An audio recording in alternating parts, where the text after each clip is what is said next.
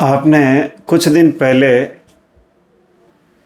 जो मौजूदा परिस्थितियां बनी हुई है, विश्व जो है युद्ध के कगार पर है, उसको लेके एक भविष्यवाणी की थी कि अशांति का माहौल रहेगा।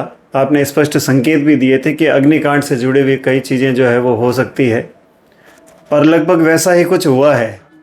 तो इसके पीछे क्या कारण है, क्या है ग्रहों की स्थिति, इस पर पूरा जो है वो दर्शकों का मार्गदर्शन करें। आपने जो प्रश्न पूछा, मैंने 6 जून को एक वीडियो बनाया था और ज्योतिष के माध्यम से वर्तमान में चारों ओर युद्ध युद्ध और युद्ध सुनाई पड़ता है।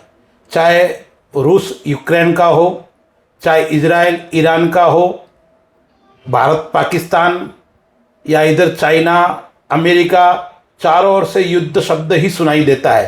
पूरा विश्व भयभीत है और उसके पीछे कारण है, जब जब मंगल और केतु की युति आई या गुरुदेव अतिचारी बने, देवगुरु बृहस्पति अतिचारी बने, तब युद्ध हुआ है। चाहे प्रथम विश्व युद्ध देखो, चाहे द्वितीय विश्व युद्ध देखो, या महाभारत का जो युद्ध हुआ, उस समय भी देवगुरु बृहस्पति अतिचारी थे। और प्रथम विश्व युद्ध हुआ तब मंगल और केतु की युति थी। अमेरिका के ऊपर हमला हुआ वर्ल्ड ट्रेड सेंटर के ऊपर, तब भी धनु राशि के अंदर मंगल और केतु की युति थी। इस प्रकार की ग्रहों की स्थिति होती है तब विनाश होता है, अग्निकांड की घटनाएं होती है, विमान के बड़े बड़े हादसे होते हैं और पूरे विश्व के अंदर भय का माहौल उत्पन्न होता है, युद्ध का माहौल उत्पन्न होता है। और यही कारण हुआ है 6 जून को रात्रि में मंगल और केतु की युति प्रारंभ हुई। उसमें भी 21 जुलाई के आसपास की जो दशा है बहुत विपरीत दशा थी, तो युद्ध का कारण बन रही थी ऐसी स्थिति, और अग्नि के कांड के भी कारण बन रही थी। विमान का हादसा होना, बरसात के माध्यम से बहुत बड़ी जनहानि होना, इस प्रकार के मामले मंगल और केतु के कारण हो रहे हैं। 6 जून से लेकर 28 जुलाई तक यह युति रहने वाली है। क्या आने वाले दिनों में जो है तो वो आपका क्या अनुमान लग रहा है, क्या संकेत दे रही है ज्योतिष? देखिए, इजराइल और ईरान दोनों ई अक्षर वाले हैं, वृषभ राशि वाले हैं। अमेरिका, उसकी भी राशि हो मेष राशि है। तो ई अक्षर वाले जो देश है उनके ऊपर बहुत बड़ी विपदा आने वाली है। यदि हम ईरान की स्थिति देखें, और आपने कहा आगे क्या होने वाला है, आज अमेरिका के माध्यम से सीज फायर हुआ है, लेकिन यह रहेगा या नहीं रहेगा, तो ग्रह की चाल क्या बताती है। यदि हम ईरान की कुंडली के ऊपर विचार करते हैं तो ईरान की कुंडली के अंदर शनि, राहु एवं केतु की स्थिति बहुत भयावह है। मैं तो यहां तक भी कह सकता हूं ईरान मानने वाला नहीं है, और राहु और केतु के गोचर के कारण ईरान ऐसे कदम उठाएगा जो खुद स्वयं विचार नहीं करता है, बिना विचार किए हुए कदम ईरान उठा सकता है। तो ईरान की स्थिति भयावह है, ईरान की कुंडली खराब है। मैं तो यहां तक कह सकता हूं कि ईरान की स्थिति खराब होगी, हो सके कि ईरान परास्त भी होगा और ईरान नक्शे से समाप्त भी हो सकता है, ऐसी स्थिति बन रही है।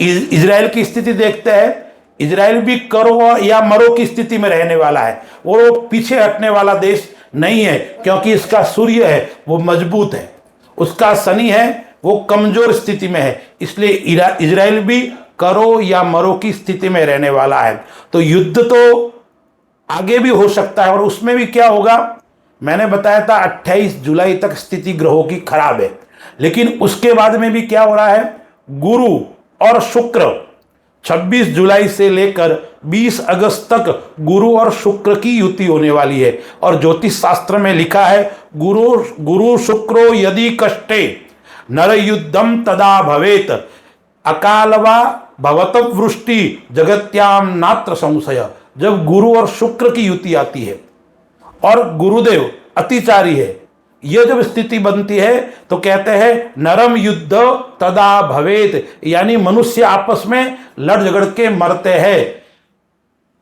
भयानक स्थिति होती है। हमने विचार न किया उस प्रकार की बड़े हादसे होने की स्थिति भी बन रही है।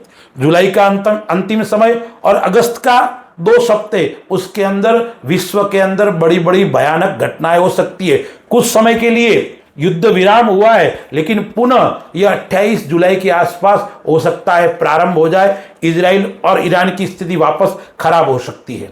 भारत और पाकिस्तान के बीच जो तनाव के माहौल बना था, अभी जो है वो अस्थायी रूप से जो है तो वह युद्ध विराम की स्थिति है। इसमें आगे क्या लग रहा है, ज्योतिषी गणना क्या कहती है? देखिए, भारत और पाकिस्तान युद्ध की स्थिति बनी, वापस शांत हो गए। भारत ने अभी तक युद्ध को समाप्त नहीं किया है, स्थगित किया है। और भारत की कुंडली से और पाकिस्तान की कुंडली से हम देखते हैं तो पुनः इस प्रकार की घटनाएं उत्पन्न हो सकती है। और उसके अंदर चीन की बड़ी चाल हो सकती है। हो सके कि जब 9 अगस्त के आसपास शनि और मंगल की प्रतियुति हो रही है, और जब शनि और मंगल की जब प्रतियुति होती है, या शनि वक्री भी हो रहा है, और 13 अगस्त के तक यानी 28 जुलाई से 13 अगस्त तक, बीच में 13 सितंबर तक भी आगे रहेगा, यानी शनि और मंगल आमने सामने हो रहे हैं। जब शनि और मंगल आमने सामने होते हैं, मंगल भी युद्ध का कारक है, अग्नि तत्व की राशि है, और इधर शनि भी सामने है, मीन राशि के अंदर है, तो चीन के माध्यम से चीन पाकिस्तान को भड़का सकता है, और चीन ताइवान पे भी हमला कर सकता है। और उस समय भारत और पाकिस्तान के बीच में पुनः संघर्ष की स्थिति बन सकती है, युद्ध की स्थिति बन सकती है। लेकिन पाकिस्तान सरेंडर हो जाएगा, पाकिस्तान टिक नहीं पाएगा, क्योंकि पाकिस्तान का राहु और केतु खराब है। पाकिस्तान की कुंडली के अंदर युद्ध के अंदर परास्त होने के योग है और बार बार झुकने के योग आ रहे हैं। इसलिए जुलाई के अंतिम सप्ताह में 9 अगस्त के आसपास ये घटना बन सकती है। भारत और पाकिस्तान के अंदर संघर्ष पुनः प्रारंभ हो सकता है। आम आदमी, आम भारतीय के लिए अगर बात करें तो इन ग्रहों की स्थिति आम भारतीय, आम लोगों के लिए जो है तो वो क्या रहने वाली है? देखिए, भारत की कुंडली से हम नजर डालते हैं तो भारत की स्थिति मजबूत स्थिति में भारत है, लेकिन पूर्वोत्तर राज्य है, वहां पे थोड़ी भयावह स्थिति बन सकती है। वो भी कब? जब गुरु और शुक्र की युति आ रही है। और मैंने बताया नर युद्धम तदा भवेत, उस समय कब? तो कहते हैं 26 जुलाई से 20 अगस्त की स्थिति है। तब पूर्वोत्तर राज्य के अंदर और उत्तर भारत के 1-2 राज्य के अंदर विस्फोटक स्थिति बन सकती है, भयावह घटनाएं हो सकती है, और उसके अंदर भी आतंकवाद की छोटी-छोटी घटनाएं हो सकती है। लेकिन भारत है वो एक बड़ी शक्ति के रूप में उभर कर विश्व के सामने आएगा। ये जो युद्ध हो रहे हैं विश्व के अंदर, उसमें भारत की महत्वपूर्ण भूमिका होगी, और भारत विश्व गुरु बनने की स्थिति में भी आगे बढ़ सकता है।